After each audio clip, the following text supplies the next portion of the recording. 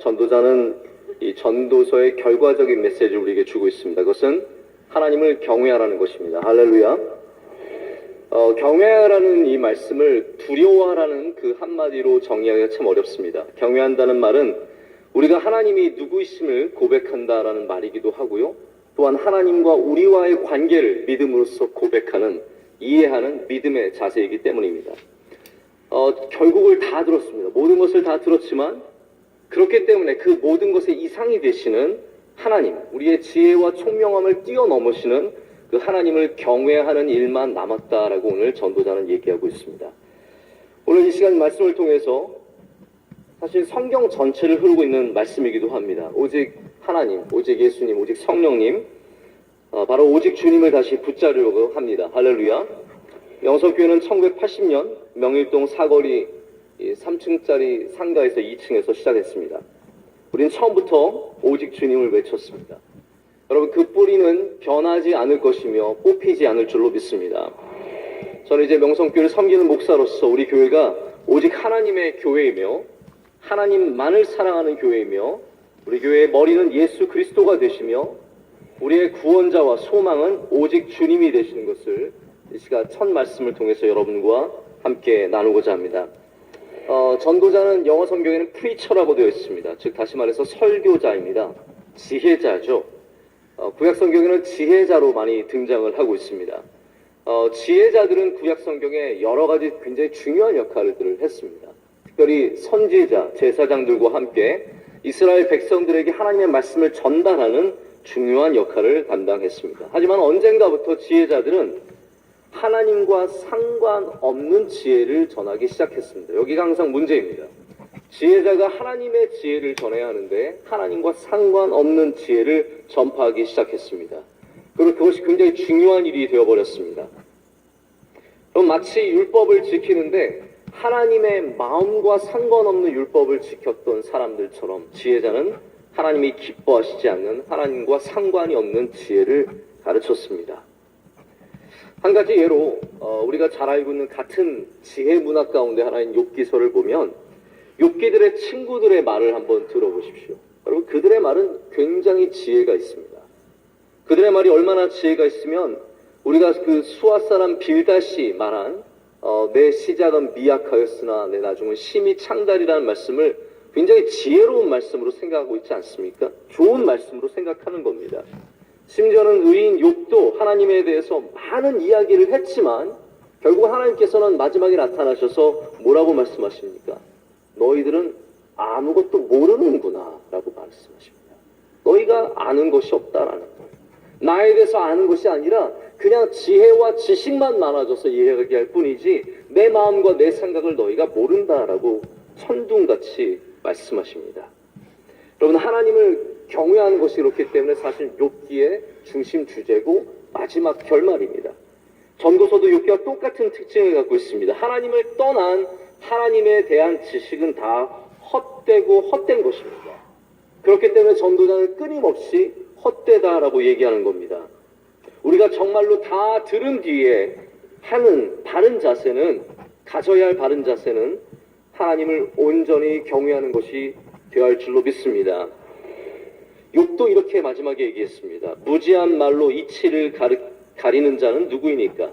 나는 깨닫지도 못한 일을 말하였고 스스로 알 수도 없고 헤아리기도 어려운 일을 말하였나이다. 욥도 나중엔 결국 다시 그의 의로움과 그의 지혜를 다 내려놓고 하나님 앞에 엎드리는 사람이 되었습니다. 여러분, 우리는 이 시간 많은 것을 들었습니다. 그러나 하나님을 경외하는 자가 되어야 할 줄로 믿습니다. 그렇기 때문에 오직 주님은 첫 번째로 하나님의 뜻이 이루어지기를 원하는 것이 오직 주님의 신앙입니다. 이 전도서의 중요한 메시지 중에 하나는 하나님의 뜻이 이루어진다라는 겁니다. 아멘. 하나님의 뜻이 이루어집니다. 우리가 알지 못하는 수많은 것들 속에서 우리는 혼란스럽고 우리는 괴롭고 어렵지만 하나님의 뜻은 항상 이루어집니다. 우리는 부족할지라도, 아니 넘칠지라도 우리의 능력과 우리의 부족함 때문에 되고 안 되고가 아니라 하나님의 뜻은 항상 이루어집니다.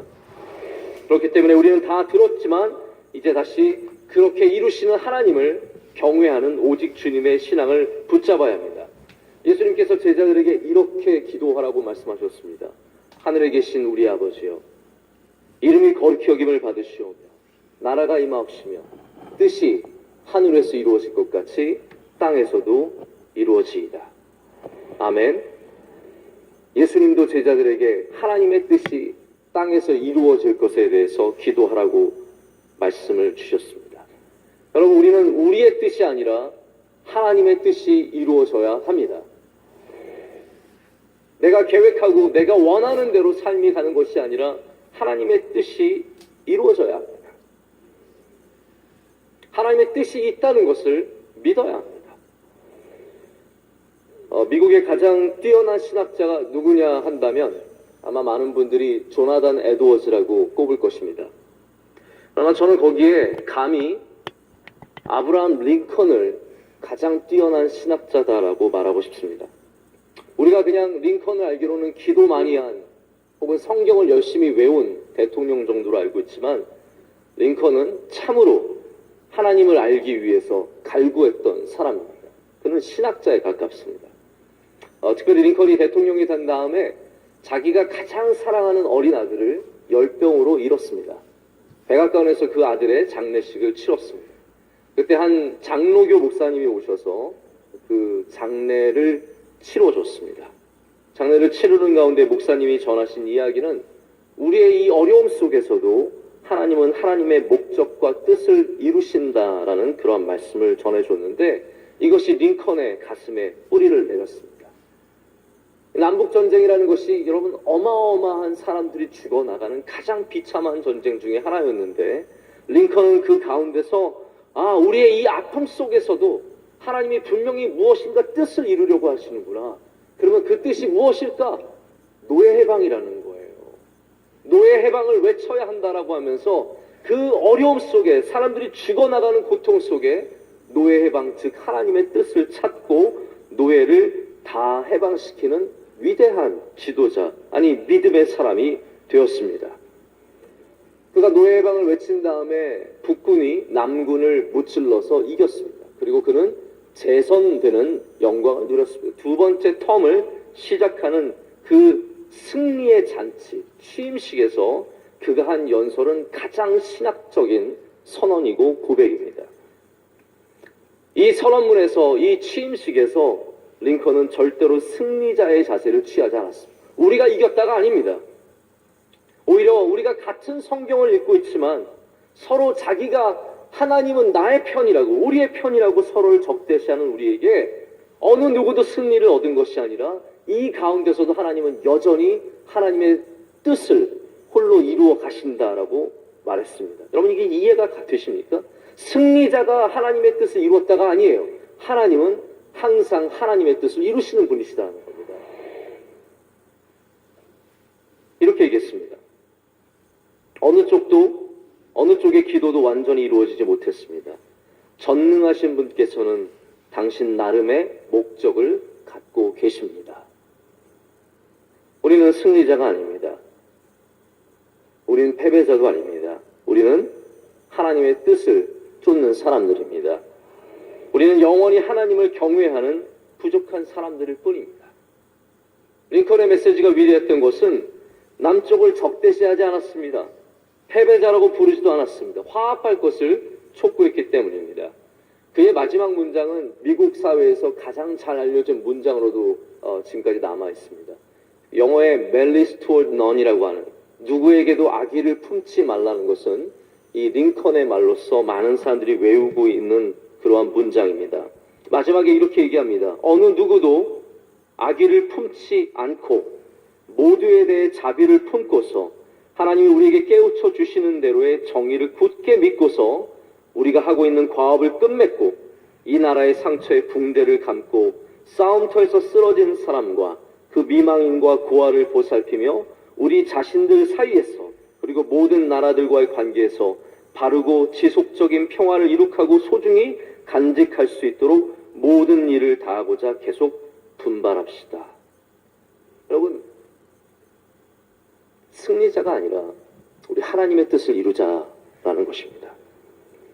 여러분, 우리도 하나님의 뜻을 바라보고 하나님을 경외하는 오직 주님의 믿음을 가져야 할 줄로 믿습니다. 교회는 하나님의 것입니다. 우리가 정말로 두려워해야 하는 것은 오늘 말씀처럼 일의 결국을 다 듣고 진실로 하나님을 경외하고 하나님의 명령들을 지키는 것입니다. 그렇지 않는다면 하나님께서 친히 우리를 멸하실 것입니다. 우리는 절대로 서지 못할 것입니다. 하나님의 교회라는 것은 하나님께서 다스린다라는 겁니다. 우리가 잘못된 방향으로 가면 하나님께서 친히 우리를 치실 것입니다. 우리는 또한 하나님을 믿기 때문에 하나님의 뜻이 우리 교회 가운데 이루어질 것을 믿습니다. 오늘 특별히 마지막 14절 말씀은 하나님께서 모든 행위와 모든 은밀한 일을 선악간에 심판하신다라고 말씀하십니다. 전능하신 하나님께서는 하나님의 뜻을 이루시며 다스리시기 때문에 우리를 결국은 다